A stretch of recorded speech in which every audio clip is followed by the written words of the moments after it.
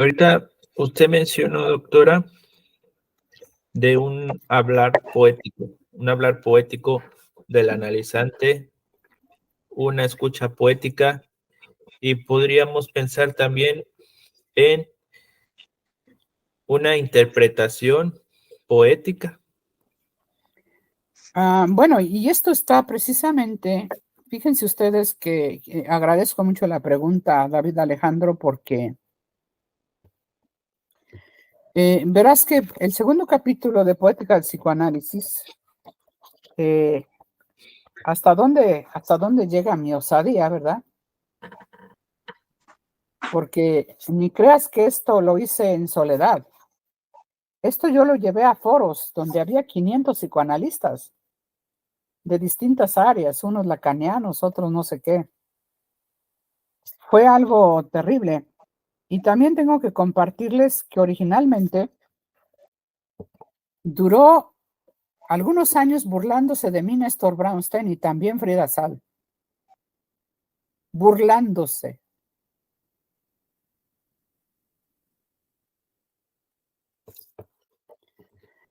Un día dijo en un gran auditorio Néstor Brownstein que para mí era poética hasta una patada chilena del fútbol. Y yo le dije que sí era poética.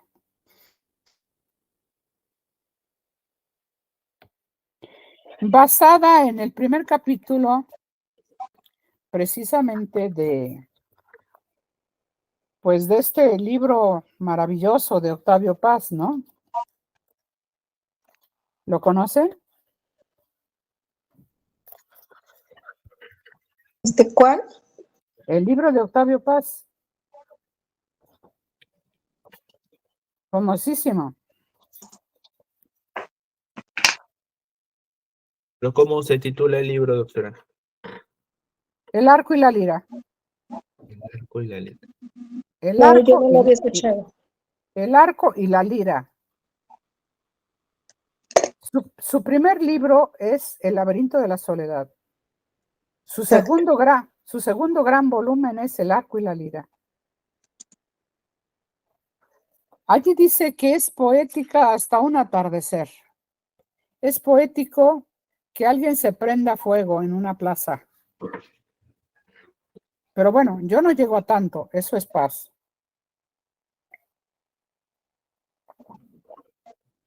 Y digo que se empezaron a burlar de mí porque, y se burlaban de mí, y después ya vieron que la cosa era en serio, ¿no? Porque, pues llegué a presentar cosas muy originales, y siempre lo original es peligroso, ¿no? Más si se presenta en español. Cuando vio mis textos en portugués, en francés y en inglés, dijo que estaban interesantes hasta que los escuchó en otra lengua. Los leyó en otra lengua. Porque ya vio que no era una loca que estaba delirando acá ella sola y que nadie la leía, ¿no? El segundo capítulo se llama Poética del Inconsciente.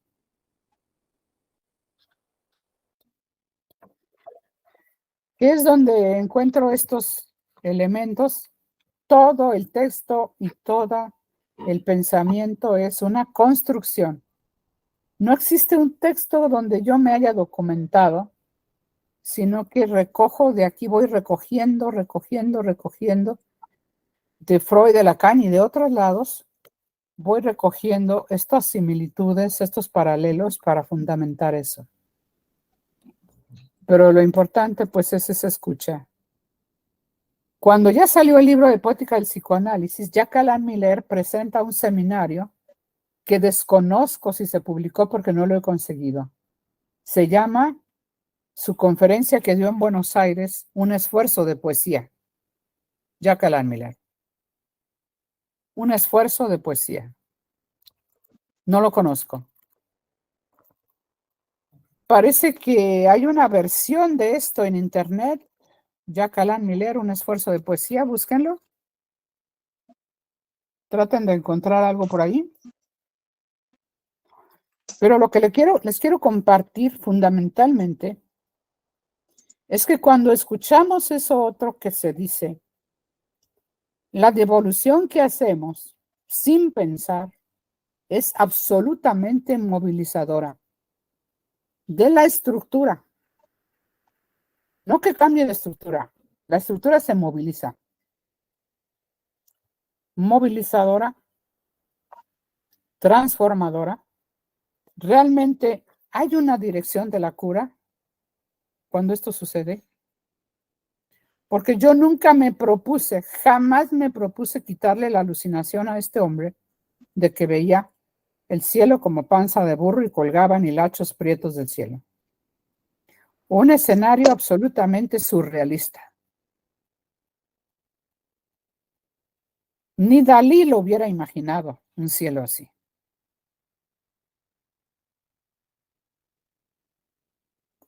Fascinante, aterrador.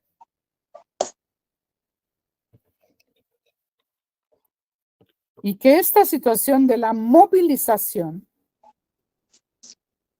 que uno puede escuchar 40 años a alguien y si no lo escucha de esa manera, no va a pasar absolutamente nada. Eso es lo que le quiero compartir. Y no divulgo los casos. No estoy divulgando los casos, las viñetas clínicas. Todo lo que escuchemos desde la razón, desde el cerebro, desde las lecturas, y todo lo que digamos de manera intencional, de manera intencional, será una opinión, no una intervención psicoanalítica.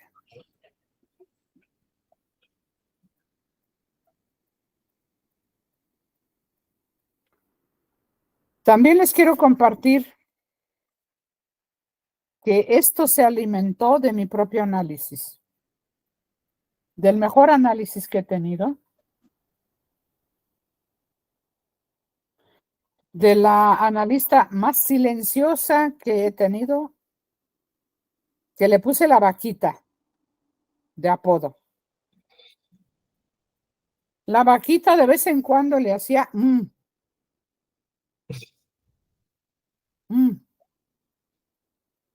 ¿Cómo le va? Y hasta luego. Y allá de vez en cuando, una pregunta. Allá de vez en cuando, una intervención del tipo, pues como de un señalamiento, ¿no?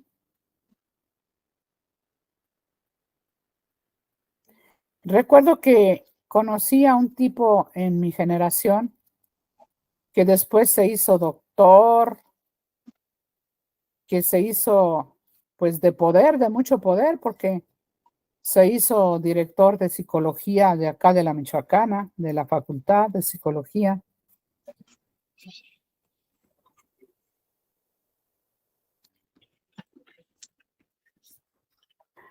Alguien a quien conocía porque yo pasaba por él a su casa y lo llevaba para Querétaro. Pero, pues, un día yo me estoy quejando en análisis, estoy hablando de una intervención, pues que no era propiamente lo que estoy diciendo, pero ahorita cuento otra, que decía que él había entrado a análisis por razones didácticas.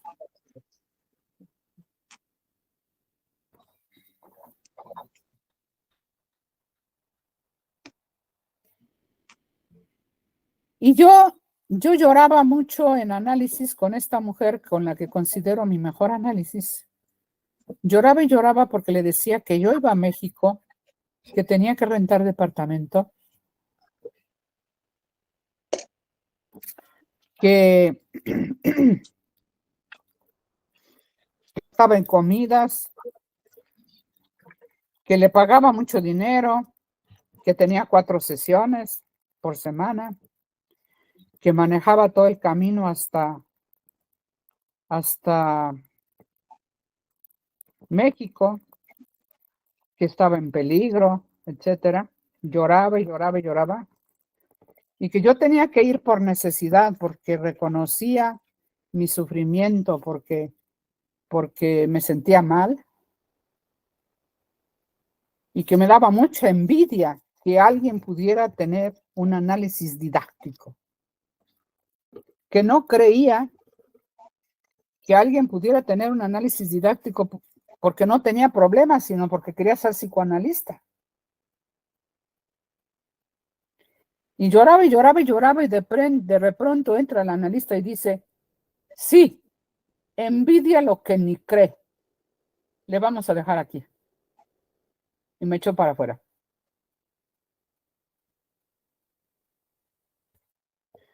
Quiero decirles que era tal el silencio de esta analista que me empecé a escuchar decir otra cosa en lo mismo que decía. Y es algo que puedo contar. Debo haber tenido como 3 meses en análisis cuando me empecé a escuchar. Como la historia de uno la termina en un mes máximo, y como las sesiones cortas, que no sabe uno si va a estar 15 minutos, 10, 20, máximo media hora, pues uno va a echar la sopa rapidito. Porque no tiene todo el tiempo del mundo para contar la vida del vecino, de las vecinas, con qué voy a llenar, preguntarle a las personas que le acompañan, oye, dame tema para ver con qué lo voy a cuentear, ¿no? Al analista. No hay tiempo. Entonces, me viene a la mente un recuerdo y digo, no sé por qué, pero a los 15 años di en asomarme a las mujeres que cargaban bebés y los traían tapados, y yo les pedía ver al bebé. El bebé estaba dormido. Ay, déjeme ver su bebé. El bebé estaba sereno, en paz, dormido, chapeado, feliz, pleno. Y yo me asomaba a ver a esos bebés. Narro el incidente y di en asomarme, y duré un tiempo que me asomaba cuando veía que traían los bebés, y me asomaba. Y digo que no sabía. Pues resulta de que ante esta narrativa, la analista está absolutamente callada. La vaquita está callada, no dice ni mu. Ni mu. No digo ni pío porque no. Digo la vaquita.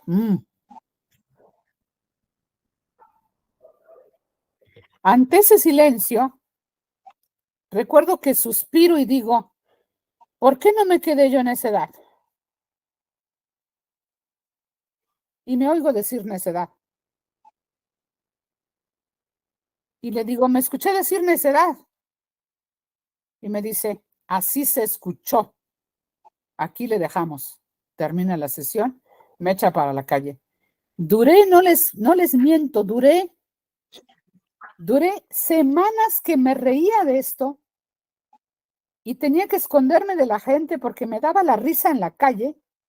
Me volteaba porque decía, no, van a pensar que esta se volvió loca, ¿no? Me daba muchísima risa esto que me escuché. ¿Por qué no me quedé yo en esa edad? Y no oigo decir necedad. Y digo, me escuché decir necedad. Así se escuchó. Le vamos a dejar aquí. Corta la sesión. Y así me empecé a escuchar yo misma de tanto silencio. Es otro que se escucha en lo mismo que se dice. Ay, disculpe que interrumpa, pero pues sí se escucha eso, ¿verdad? Pero el no hablar de todas maneras en análisis, en nada más decir una frase o 2 frases y fuera de análisis o fuera del set, no sé, a mí me parecería demasiado angustiante salir así, salte sin hablar, o sea, yo estoy en análisis. ¿Cómo sin hablar? Sin hablar más, sin tener la oportunidad de hablar más en análisis, nada más una frase y aquí le dejamos.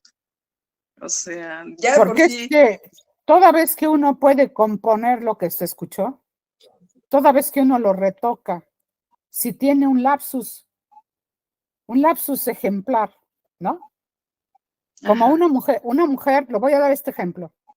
Una mujer llega y dentro de toda la problemática que tenía, se queja muchísimo del desorden de su vida.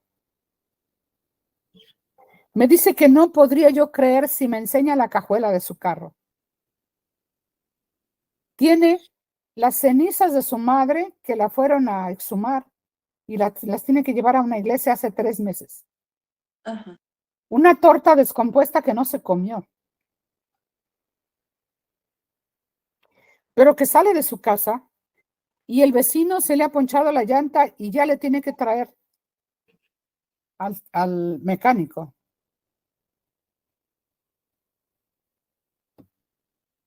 ¿Ya se fue María Silvia? No, aquí sigo. Ajá, por favor, por favor.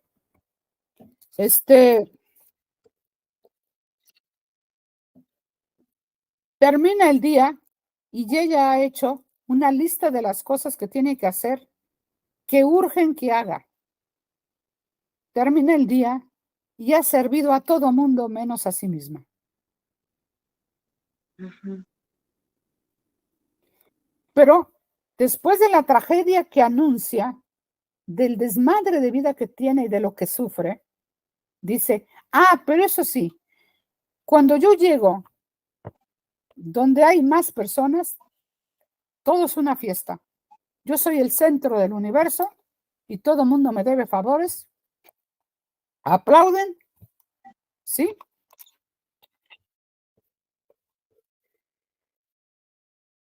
Y ya se le sale un lapsus.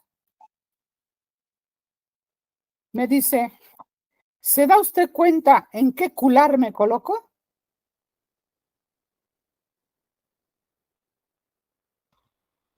Cular. ¿Se da usted cuenta en qué cular me coloco? Y le digo, sí, Ujú. le vamos a dejar aquí.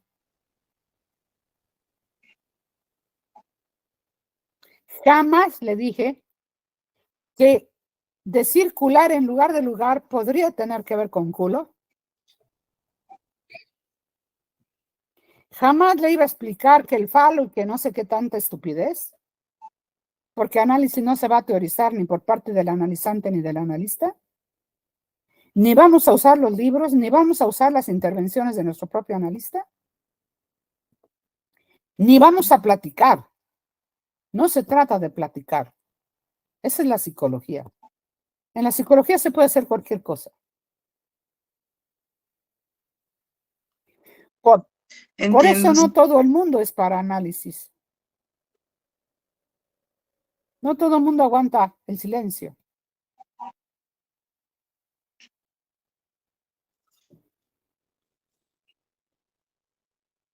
Lo que hace ahí, doctora, ¿no? Es que lo que dijo está diciendo más, en lo que dijo está diciendo más de lo que cree, ¿no?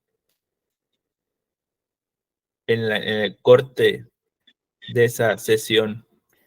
Y es que cuando aparece algo así de ejemplar, tenemos que cortar la sesión porque lo va a tratar de componer. No, yo no quise decir eso. ¿Qué les estoy queriendo decir? Que cuando sale un lapsus así, se abre lo inconsciente. Cualquier tiempo que le demos de explicar, de no sé qué, ¿verdad? Se va a cerrar. Se tiene que dejar abierto. Abierto. Con una pregunta. Con algo. ¿Qué me dijo? ¿Qué dije?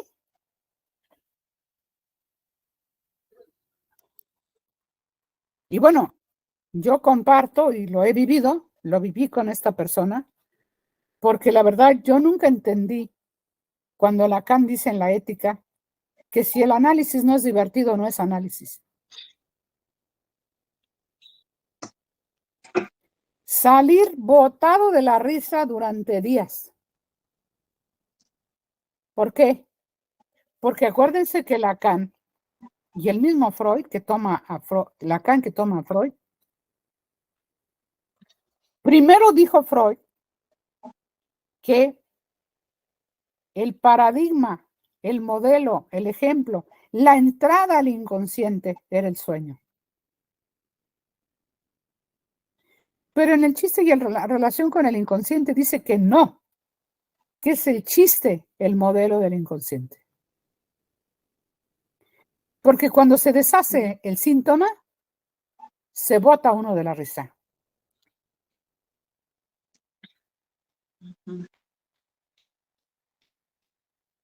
Nunca entendí por qué decía que era divertida. Porque yo tuve análisis donde salía llore y llore y llore y llore y llore. Mi primer análisis, lloré por años y no sucedió nada.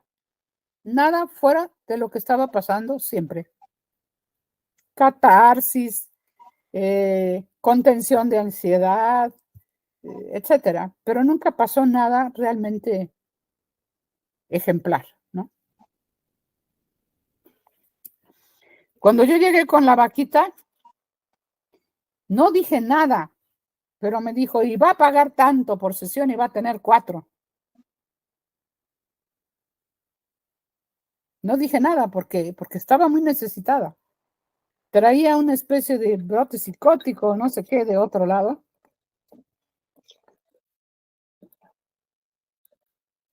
Y yo pensé, cuando salí de las entrevistas, que fueron silenciosísimas,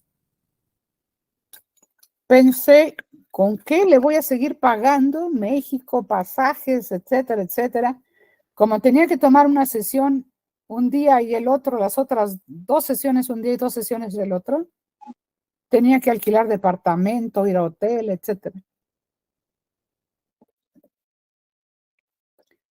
A los 3 meses yo estaba ganando 3 veces más de lo que llegué ganando cuando llegué con ella.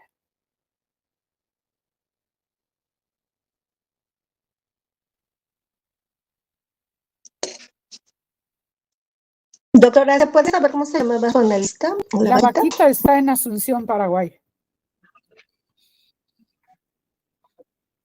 Ah, o sea, no está aquí en México. Si no, la iba a ver. Yo estuve a punto de irla a ver, de retomar análisis porque se tuvo que ir de México. Pero creo que ¿Cómo se llama, doctora? ¿Cómo se llama la analista? ¿Se puede saber? María Eugenia Escobar Argaña. Ok, gracias. María Eugenia Escobar Argaña.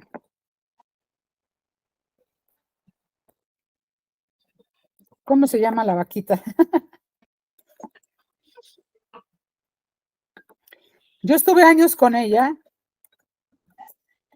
Me lo dijo 3 meses antes de irse. Lloré como nunca en mi vida he llorado, por nadie, ni mis padres muertos, ni nada. Lloraba de ver un árbol, lloraba de ver las nubes, lloraba.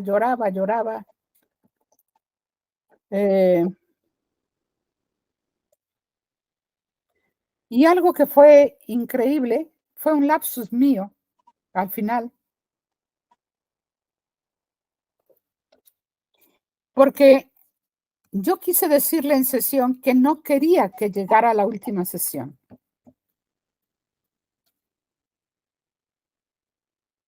Que no sabía lo que yo daría porque no llegara a la última sesión.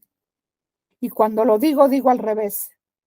Que no sabe, que ni se imagina lo que yo daría porque llegara a la última sesión. Digo al revés, lo digo al revés. Cuando se enteran que se va de México y saben que yo me atiendo con ella, todo el mundo me decía, déjala antes que se vaya. Déjala antes que se vaya.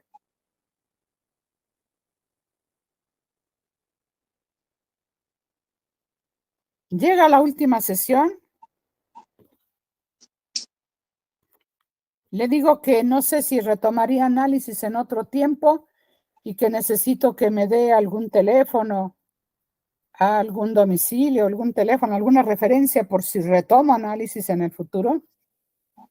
Y cuando me está dando los datos, hace un silencio enorme y me dice, América del Sur. Y saben que me sonó América del Sur como si fuera Júpiter, como algo imposible. Pero era algo imposible que no era para llorar, sino para celebrar de alguna manera. Cuando me dice América del Sur, paso seguido me dice, pero primero hay que ver qué es lo que va a suceder con este corte. Corte. Primero hay que ver qué es lo que va a suceder con este corte.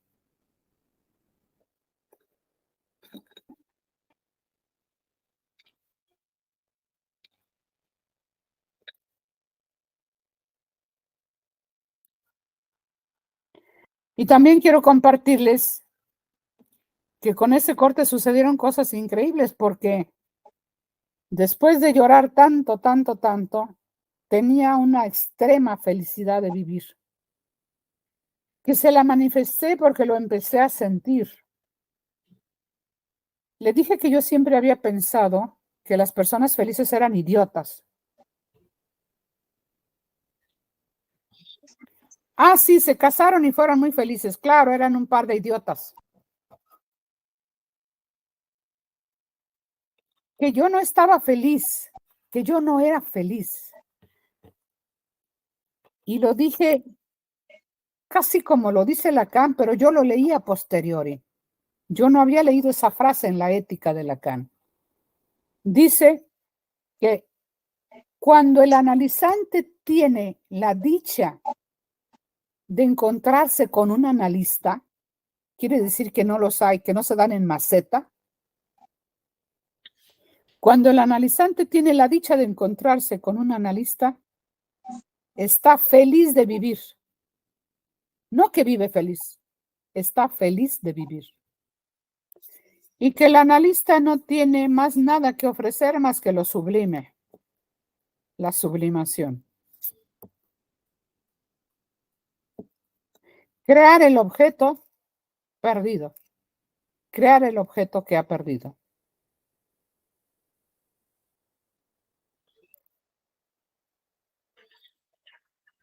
Hablar sobre ese objeto. Uh-huh.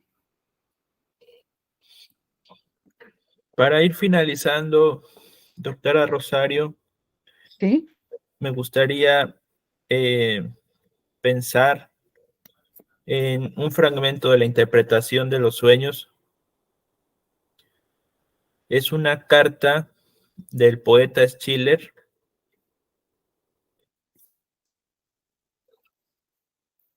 a Corner, que dice: es perjudicial para la obra creadora del alma que el entendimiento examine con demasiado rigor las ideas que le afluyen. Uh-huh. Y más abajo dice: vosotros, señores críticos, o como quiera que os llaméis, sentís vergüenza o temor frente a ese delirio momentáneo, pasajero, pero que sobreviene a todos los creadores genuinos, y cuya duración mayor o menor distingue al artista pensante del soñador. De ahí vuestras quejas de infecundidad.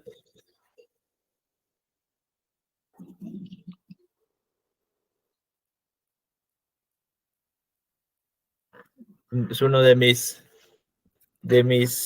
fragmentos favoritos de la interpretación de los sueños. No sé si esto tenga que ver con la experiencia poética. Claro que sí. Y también en Interpretación de los Sueños aparece Schiller, el autor de las cartas estéticas a la educación, estética del hombre. Uh-huh. Schiller es el autor de las cartas a la educación estética del hombre.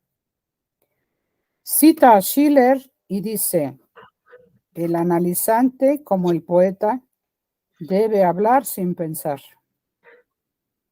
como debe escribir sin pensar. En una vertiente romántica, ¿sí? Aunque Octavio Paz decía que él no era tan espontáneo, porque recordarán que, pues nada menos que André Breton, el padre del surrealismo, pues lo nombró de alguna forma padre del surrealismo a Freud. ¿Por qué? Pues porque tomó la escritura automática como el decir automático, la asociación libre. Que escribieran por asociación libre todos los surrealistas, ¿no? Paz dice que hay que escribir así, pero que hay que pulirlo con la razón, lo que se escribe. Pero esa es la experiencia de la escritura poética, no del análisis o de la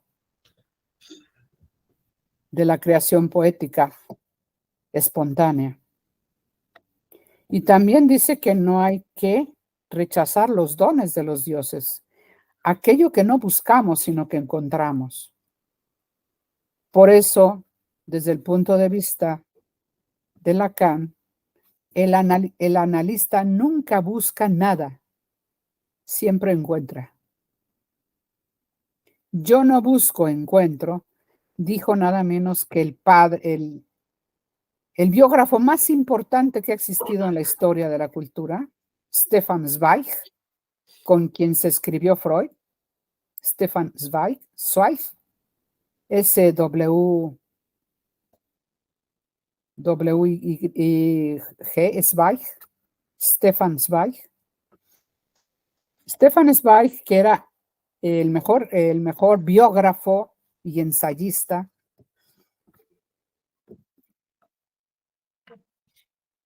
dijo que no buscaba, sino que encontraba. Picasso dice lo mismo, yo no busco, encuentro. Los azares, los dones de los dioses. También lo repitió Miró, el pintor y escultor, Joan Miró, que encontraba. Y Lacan lo dice precisamente a propósito del análisis. Yo no soy un investigador, yo encuentro. Yo no busco, yo encuentro.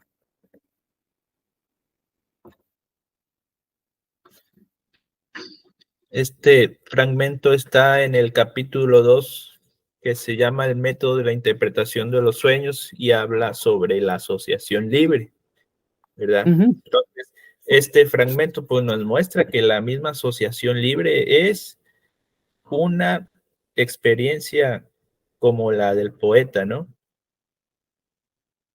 Una experiencia poética. Y luego nos dice Freud en trabajos sobre técnica psicoanalítica que el analista no razona en sesión, sino que se abandona a su propia actividad inconsciente. Sí, debe escuchar sin pensar. Todas las escuchas eminentemente poéticas que he experimentado como analista, no las he pensado. Me doy cuenta cuando se salen por mi propia boca.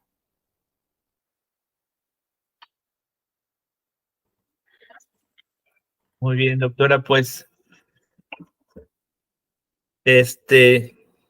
pues ha sido un placer escucharle, doctora, y haber leído su artículo. También fue una experiencia muy interesante y en lo personal me quedo con ganas de leer este libro, esta aportación que usted hizo hace 15 años, poética y psicoanálisis. Y Poética pues, del psicoanálisis, poética del psicoanálisis. Poética del psicoanálisis. Les recomiendo a quienes nos escuchan que vean estos videos en Praxis Psicoanalítica. Y bueno, muy agradecida por la invitación y por la escucha. Y hasta luego. No digo adiós, sino hasta luego.